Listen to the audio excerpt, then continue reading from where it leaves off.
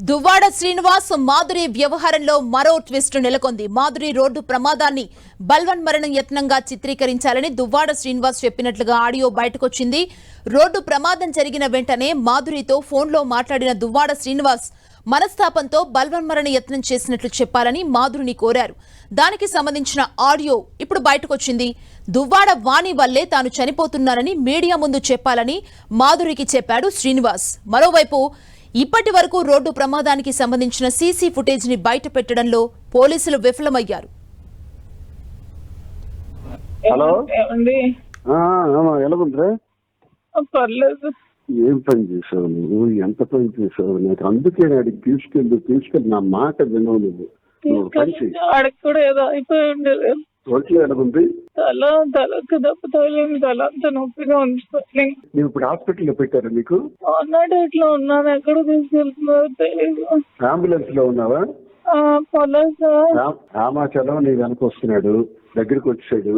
ఎవరు? రామాచలం ఆల్రెడీ వచ్చాడు. అదే అవినాష్ కూడా వస్తున్నాడు. పద్మాకు పంపిస్తున్నాను. నువ్వేమి వరి అవ్వకు. నువ్వు అక్కడ చెప్పు. దీన్ని ఏం చెప్తానంటే, నేను కావాలనే సూసైడ్ చేసుకోవాలని చూపించాను. ఆమె దువ్వాడ వాణి చేసినటువంటి అరాచకం 4 రోజులుగా చేస్తున్నటువంటి నేను చనిపోవాలని నేను గుర్తిస్తాను చెప్పి అదొకటే మాట చెప్పేసి నువ్వు అలా ఉండిపో. డాక్టర్ ఇవన్నీ నేను చూస్తాను, కావాలని అందరూ వస్తే నేను పర్వాలేదు, డోంట్ వరీ. ఈ మనస్తాపానికి చెంది నేను హైవేలో వెళ్ళి గుద్ది చచ్చిపోదాం అనుకున్నాను. నన్ను ఎవరు కాపాడుతారు? అదే వాడు కారణం దువ్వాడ వాడి. ప్రెస్ కి పంపించండి చేసి ఇప్పుడే చెప్తాను దిగినప్పటికే. ఎవరికి? ప్రెస్ కి. నువ్వు ఎమోషనల్ కావకు.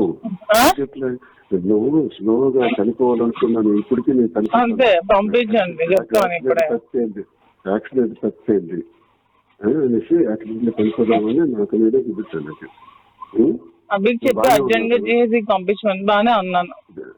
ఎయిర్ బెలూన్స్ అన్ని ఓపెన్ అయ్యాయి. ఫస్ట్ డ్రెస్ వాళ్ళకి అవినాష్ చెప్పి జిహెచ్కి అర్జెంట్ గా వెళ్ళమనండి, సూసైడ్ అటెంప్ట్ చేసిందని చెప్పి ఇమ్మనండి. అవి ఎవరికి ఒకరికి ఇచ్చారు. నీ దగ్గరికి అర్జెంట్ గా నేను ఆల్రెడీ మెసేజ్ పాస్ చేయించేస్తాను. చేసి త్వరగా చేసి చెప్తాను. త్వరగా చేసి అలాగే బానే ఉన్నాను. తలకి కొంచెం స్వెల్లింగ్ ఉంది అంతే, ఇంకేం లేదు.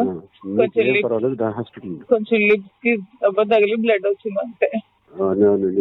కారు స్క్రీన్ బట్టి నీకు మేజర్ అయిపోతుంది. కారు బాగా బాల్తో పడిపోయింది కదా. ఆ రోడ్ నుంచి ఈ రోడ్ కి పల్టీ కొట్టేసి ఏంటో మరి లక్కీగా ఎవరో వచ్చారు, లేకపోతే పెట్రోల్ లీక్ అయిపోయి లోపల అంతా గ్యాస్ ఫామ్ అయిపోయింది. ఊపిరి తీసుకోలేకపోయాను. నువ్వన్నీ మాట్లాడుతాను ముందు ప్రశాంతంగా ఉండి హాస్పిటల్ వచ్చారు. హాస్పిటల్ దగ్గర అందరూ వస్తారు. నా ఫోన్స్ ఎక్కడ ఉన్నాయో తెలీదు. ఫోన్ అన్ని నా ఒక కానిస్టేబుల్ దగ్గర ఉంది, నాకు ఇస్తాడు. గోల్డ్ కూడా ఉంది దాంట్లో, అంతా చూడమని. అవన్నీ తీస్తాను కానిస్టేబుల్ ద్వారా. ఓకే. పద్మ కూడా వస్తుంది, అవినాష్ వస్తున్నాడు, ఓకే. ఝాన్సీ కూడా వస్తున్నారు. ఓకే.